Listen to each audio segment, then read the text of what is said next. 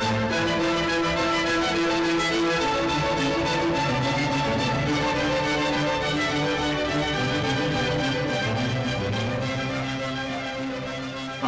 I'm Phil. Are we living in the last days? People have wondered about this for centuries. In fact, if you remember back in the 1666, I think it was, when they had the Great Fire of London and the plague, several bouts of the plague in those years, 1666, 1667, thousands and thousands of people died, particularly in the large cities like London.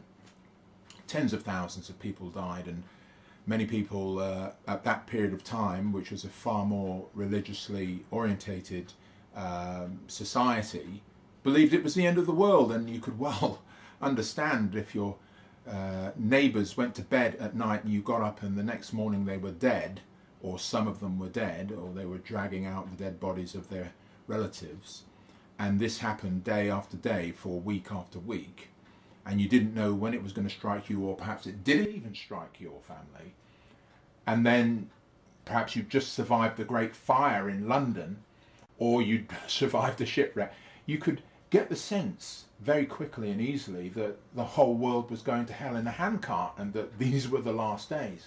And of course we've been through terrible times, even in more recent years. Remember the tsunami in 2004, the Boxing Day tsunami. I've got an article in this magazine, the Voice of Prophecy magazine, about that tsunami and about the over 225,000 people that died in that. Why do these things happen? And are they an indication that it's the end of time, as the Bible refers to, the end times?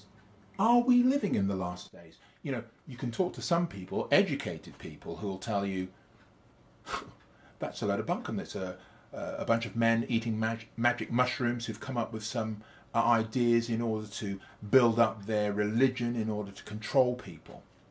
I can understand how people can come up with the idea that, well, troubles have happened all throughout human history. You know, all things continue, as it says in the Bible, as since the fathers have fallen asleep. But if you know anything about the Bible, if you know anything about prophecy, you'll know that there are events that are scheduled to happen that indicate that the return of Jesus Christ is close, it's near. That there are prophecies that indicate that events are going to happen, particularly in Matthew 24 and other texts in the Bible, in Revelation.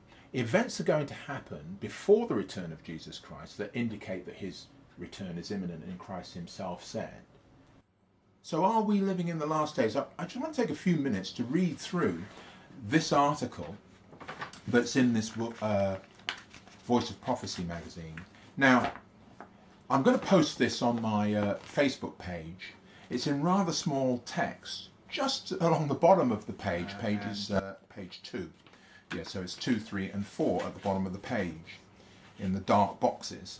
So I printed it up because it's my eyesight's not what it used to be, and it's far too difficult for me to read it from the Voice of Prophecy magazine here. But I am going to post it on my Facebook page, so you'll be able to examine the text itself in detail. But it's the very same text that I'm going to read from this sheet that I've printed up. Are we living in the last days?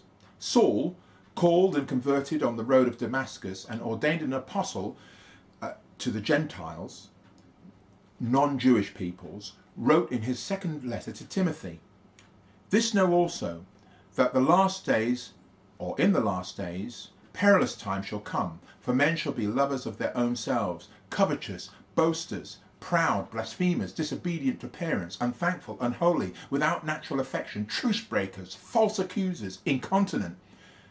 That doesn't mean that they wet their pants. It means that they're untrustworthy. You can't trust them. Fierce, despisers of those that do good, traitors, heady, high-minded, lovers of pleasure more than lovers of God. Ring a bell? Anybody like that? Any society like that that you've seen or come across? Having a form of godliness but denying the power thereof. From such turn away. For of this sort they which creep into houses and lead into captivity, silly women laden with sins, led away with diverse lusts, ever learning and never able to come to a knowledge of the truth. Men of corrupt minds reprobate concerning the faith, but they shall proceed no further, for their folly shall be manifest unto all men.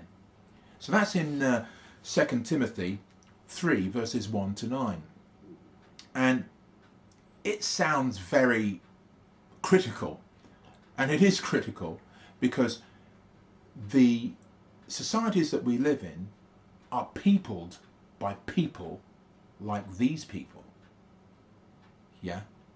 Just go down that list in your mind. Have a look on the Voice of Prophecy Facebook page and just read that list again and see if that doesn't describe some of the people and some of the attitudes, if not many of the people and many of the attitudes that are extant in our leaders today, let alone ordinary people. The Voice of Prophecy, warning the Western world today. At last, the time of God's direct intervention in human affairs is at hand. Mankind, cut off from God since the Garden of Eden, has been deceived by Satan for over 6,000 years. Many believe that given enough time and resources, men and women can solve even their most intractable problems. History and current world affairs would seem to prove otherwise. Now, in the 21st century, humanity stands on the brink of a precipice, about to plunge